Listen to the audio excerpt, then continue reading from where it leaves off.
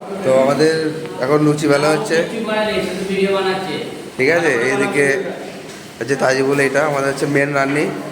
এদিকে হচ্ছে নিজাম ভাই, মজুল্লাহ আচ্ছা এক্সপার্ট আছে লুচি ভুজি করার জন্য। এদিকে ইসলামদা তোমার ওদিকে লুচি ভাজছে। পিছনে কোনো ভিড় আজকে, ঈদের বাজার তো দেখি। আঙ্কেল জি, ইসলামদা লুচি কয় ধরে ধরে পড়ছে তো, দেখি এই তো ধরে ধরে পড়ছে।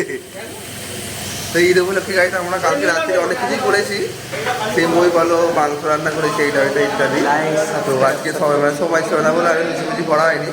এখানে দেখো লুচি ফুচি বেলা হচ্ছে, সব আমাদেরই সব অনেক ছেলে তো একসাথে করা অসম্ভব বলে ওই জন্য কিছু লোক ভাগ করে দেওয়া হয়েছে। তোমরা কিছু লোক করো, আমরা কিছু লোক করো।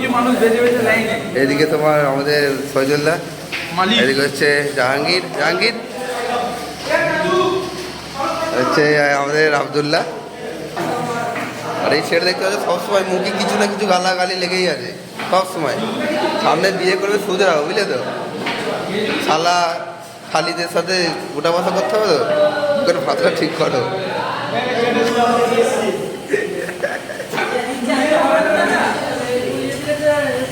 কি হচ্ছে Abdullah, very be careful.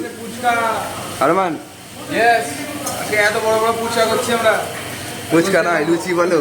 Puchka বলুন ইসলামদা, ভালো করে লুচি করো। আবার সেই তোমাদের পাঁচ ছয়টা দেখবে যে তুই লুচি করেছিলিস, আমি দেখেছি।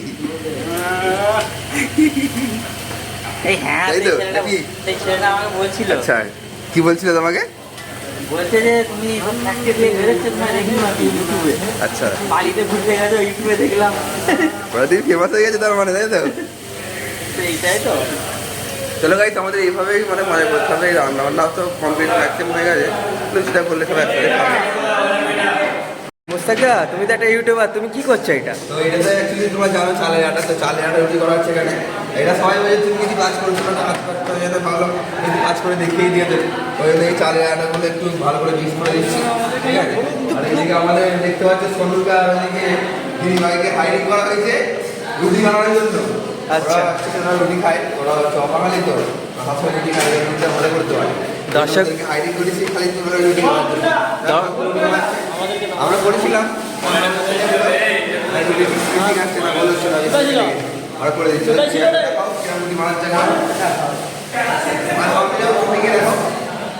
দেখো। এইসব মুহূর্তগুলো গাইজ তোমাদেরকে তুলে ধরছি, যাতে তোমরা দেখতে পাও।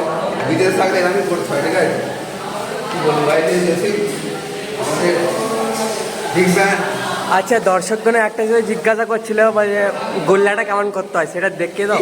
গোল্লা পারো তুমি? দর্শকগণে জিজ্ঞেস করছিল। বলতে আমার তো এক্সপিরিয়েন্স নেই, যতটা পারে তোমরা হেল্প করার চেষ্টা করছি। আর ওদিকে আমি খালি ঘুরে ঘুরে বেড়াচ্ছি, ঠিক আছে।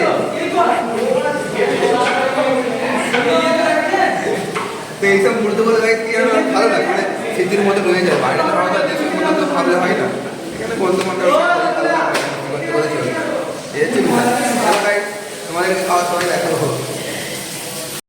তো গাইজ ফাইনালি সারা সকাল মানে ফোরানোর পর আমাদের খাবার রেডি। এখানে আমরা করেছি মাংস কষা, লুচি, এদিকে চালে আটা রুটি, ওদিকে সিমুই আছে। তো খুবই ভালো লাগছে। এইসব জিনিসগুলো একটা স্মৃতির মতো রয়ে যায়, ঠিক আছে। তারপরে একের পর যে জায়গা চলে গেলে সে ভুলে যাবে, কিন্তু এসব স্মৃতিগুলো তাই দেখো কিছু করি আর না করি, ঠিক আছে, যে পাশে থাকে ওইটা একটা অনেক। গাইজ তোমরা কমেন্ট করে জানাও, ঠিক আছে। এত লোক আছে, ঠিক আছে, সবাইকে কি কাজ করার প্রয়োজন পড়বে? হ্যাঁ, সবাই কিছু লোক হয়তো কাজ করলো, কিছু লোক হয়তো কম কাজ করলো। তোমার পাড়ার লোকগুলো দেখবে। চলো গাইজ খেয়ে নি, ঠিক আছে, তারপর তোমাকে দেখাচ্ছি। ভাবি কেমন লাগছে, কেমন টেস্ট হয়েছে ভাবি? খুব ভালো হয়েছে, সত্যি বলছি গাইজ, মাংসটা খুব সুন্দর রান্না করেছে আমাদের মিরপুরে যে ছেলেটা দেখতে পাচ্ছ, টিকটক স্টার তাজিবুল মল্লিক, ঠিক আছে, ফেসবুকে সার্চ করলে পেয়ে যাবে। খুব সুন্দর রান্না করেছে। আর এদিকে আমাদের সব লুচি ম্যান, মোটামুটি সবারই মানে যোগদান আছে, ও বলে একা নয়। আমার বিয়ে থেকে নিয়ে যাবো রান্না করার জন্য। আচ্ছা, সুন্দর রান্না করে অবশ্যই। না খুব সুন্দর রান্না হয়েছে, খেতে খুব ভালো লাগছে গাইজ। Thank you.